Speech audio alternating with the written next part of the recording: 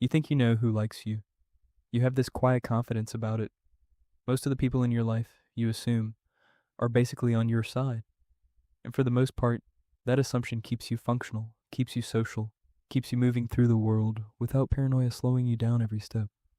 But your brain has been running a silent background process for roughly 200,000 years. And that process is not naive. It has one job: detect the people who want you gone before they can make it happen. The problem is that in the ancient world, someone who secretly resented you was not just unpleasant to be around, they were dangerous. A member of your tribe who had turned against you could sabotage your food supply, poison relationships with allies, or leave you exposed during a predator attack. Betrayal was not an inconvenience, it was a survival threat. So your brain evolved specific detection systems, pattern recognizers, micro-signal processors, threat mapping tools built not for the boardroom or the group chat, but for a world where the wrong alliance could end your life. The research backs this up. Robin Dunbar, the British anthropologist who gave us the theory of social brain evolution, showed that the human neocortex expanded in size, not primarily to solve abstract problems, but to manage the complexity of social groups. Your brain is, at its core, a social threat detection machine, and it never stopped working. The question is whether you are listening to it, because the people who secretly resent or hate you are not usually obvious about it. Overt hostility is easy to read. What your ancestors actually had to worry about, and what you still need to navigate, is the subtle kind, the quiet kind, the kind dressed in smiles and reasonable explanations. Here are 10 behaviors that your ancient threat detection system already knows how to read. You just have not been taught the language yet. The first behavior is microaggression through compliments. This is one of the oldest social weapons in human behavior. A person who resents you does not usually attack directly, because direct attack carries social risk for them. Instead, they compliment you in a way that contains a hidden cut. Psychologist Roy Baumeister studied interpersonal aggression across cultures and found that indirect social harm is far more common than direct confrontation, particularly in group settings where reputation is at stake. The disguised insult gives the aggressor deniability. It also makes you feel confused and slightly diminished without being able to identify exactly why. Your brain notices the incongruence before your conscious mind can name it. The second behavior is selective exclusion.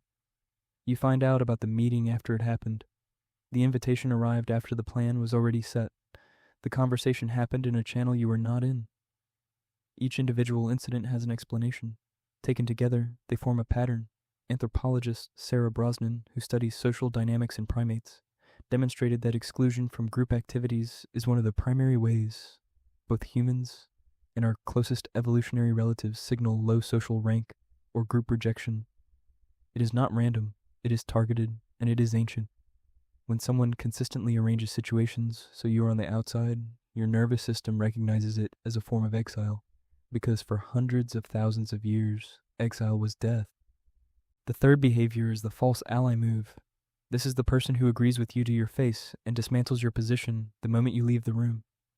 Evolutionary biologist Robert Trivers, whose work on reciprocal altruism shaped how we understand human cooperation, showed that deceptive coalition behavior is deeply embedded in primate social strategy. The false ally is not confused or two-faced by accident. They are deploying a strategy that allows them to extract information from you, appear cooperative to others, and undermine you while maintaining a friendly facade. Your body usually knows something is off. You leave a conversation with them feeling strangely depleted, even when the words were all fine. The fourth behavior is excessive monitoring of your failures. Everyone notices when someone else makes a mistake, but the person who secretly resents you takes inventory. They remember, and they bring it up again at exactly the right moment, usually in front of others. Psychologist Leon Festinger's work on social comparison theory explains why. Humans evaluate themselves relative to those around them. Someone who perceives you as a threat to their status will unconsciously seek information that lowers your position. Cataloging your failures gives them ammunition, but it also, more primitively, restores a sense of hierarchy. Watch who brings up your old mistakes when it has no practical relevance. That is not idle memory, that is strategy. The fifth behavior is warmth with an audience, coldness without one. This is one of the clearest signals your nervous system knows how to process. In public, around others, they are pleasant. The moment the two of you are alone, the temperature drops. No overt hostility, just a flatness. a lack of the normal warmth, minimal eye contact, clipped responses.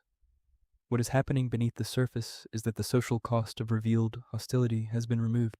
There is no audience to manage. And so the performance pauses. Your brain reads this temperature shift accurately, even if your conscious mind works hard to explain it away. The sixth behavior is sabotage, framed as help. They offer to handle something for you, and it gets done wrong or too late. They volunteer information on your behalf to the wrong person.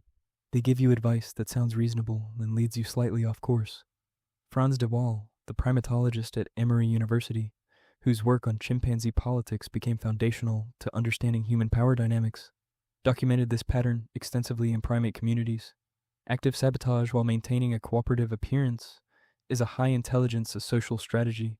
It requires planning, timing, and emotional control.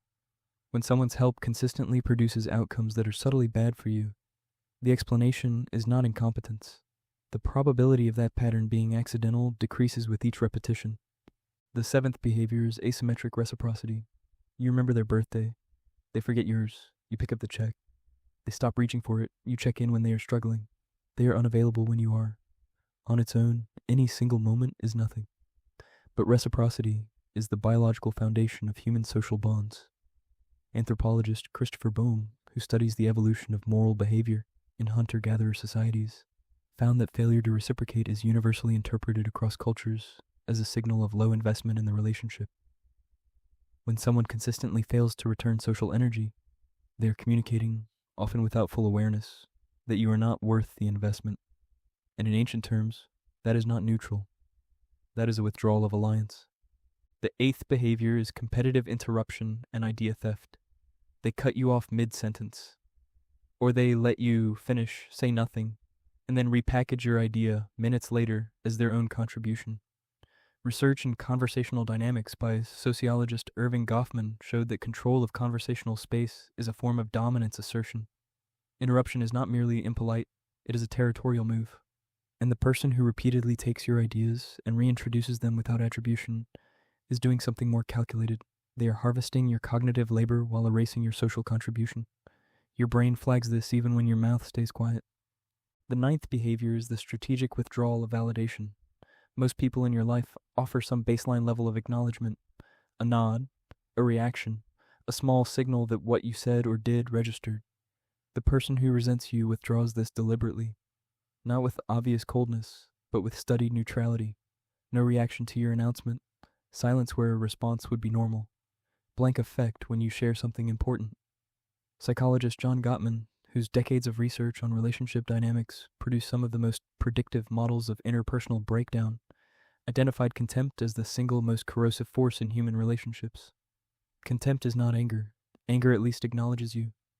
Contempt is the belief that you do not warrant a response. The blank face is not absence. It is a statement. The 10th behavior is inconsistent respect based on your usefulness. When you have something they need, the warmth returns. When the project is over, the access closes. When you are rising, they are interested. When you plateau, they drift. Your ancient social brain evolved in a world where alliance building was calculated, where coalitions formed and dissolved based on survival value. The person who treats you as a resource, rather than a person, is running the oldest social algorithm in human history. Extract what is useful, invest nothing durable. When the pattern of access to someone tracks perfectly with what you have to offer them and nothing else, the signal is clear. You are not valued. You are being used. Here's the thing your ancient threat detection system has always understood, even when your conscious mind was busy explaining everything away. These behaviors are not accidents. They are not bad days or communication styles or cultural differences. They are signals. Your nervous system has been reading them since before language existed. The research from Dunbar, Trivers, Brosnan, Boehm, de Waal, Festinger, Goffman, and Gottman all converges on the same point. Human social behavior contains layer after layer of encoded meaning beneath the surface of words, and the brain you were born with was shaped by millions of years of reading exactly that layer. You already know who these people are. You have felt it in the drop of temperature, in the too convenient forgetting, in the compliment that left a residue of doubt. You just needed someone to tell you that the feeling has always been data. Tonight, when you replay a conversation that left you feeling wrong in a way you could not name, you will know what your ancestors already knew. Your brain was not overreacting. It was doing its job, the same job it has been doing for 200,000 years.